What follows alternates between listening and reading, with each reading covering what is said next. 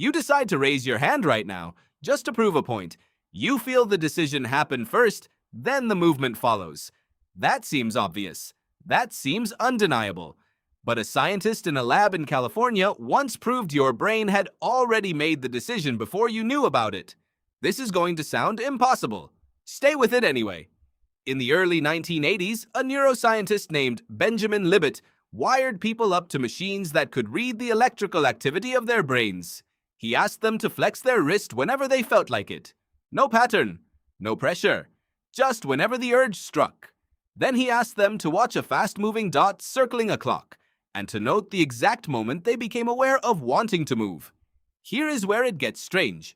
Libet's equipment picked up a spike of brain activity called the readiness potential, the buildup needed to trigger movement.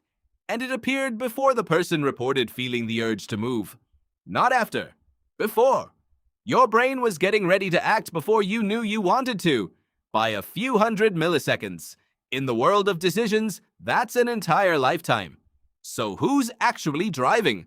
Decades later, a researcher named John-Dylan Haynes pushed this further.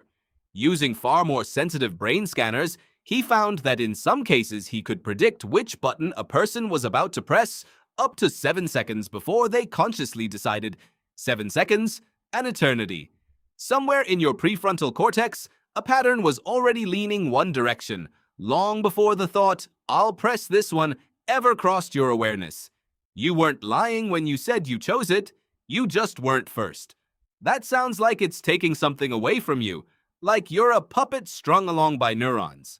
But there's another way to read it, and it might be the more accurate one.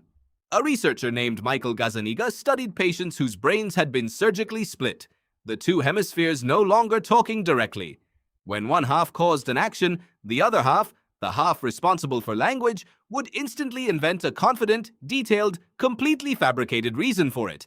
And the patient believed it completely. Gazzaniga called this the interpreter, a part of your mind whose job isn't to make decisions. Its job is to narrate them afterward, so convincingly you never notice the seam.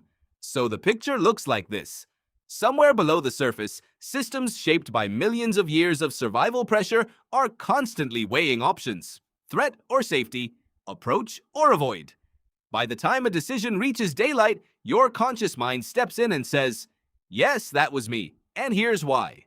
Not a lie exactly, more like a press release. Why would evolution build the mind this way? Picture your ancestors moving through tall grass 60,000 years ago. A shape moves at the edge of vision. There's no time for a slow committee meeting weighing pros and cons. The body needs to react before the story of "I decided to run" ever gets written. Speed mattered more than narration.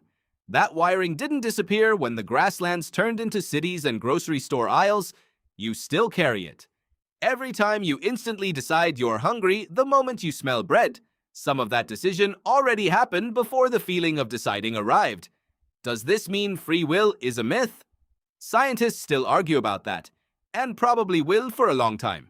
Some say Libet's experiments only prove that simple muscle movements get decided early, not complex moral choices. Others think the effect runs deeper than anyone is comfortable admitting. Nobody fully knows yet, but this much seems true.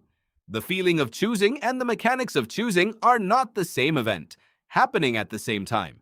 There's a gap, a small hidden gap between the machinery and the story. Most of us never notice it because the story is so smooth, so immediate, so convincing.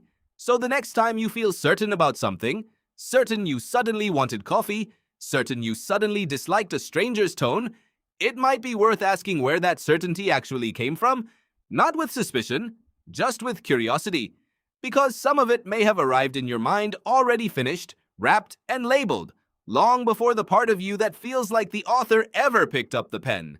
You decide to raise your hand right now, just to prove a point. But somewhere, a few hundred milliseconds earlier, something else already had.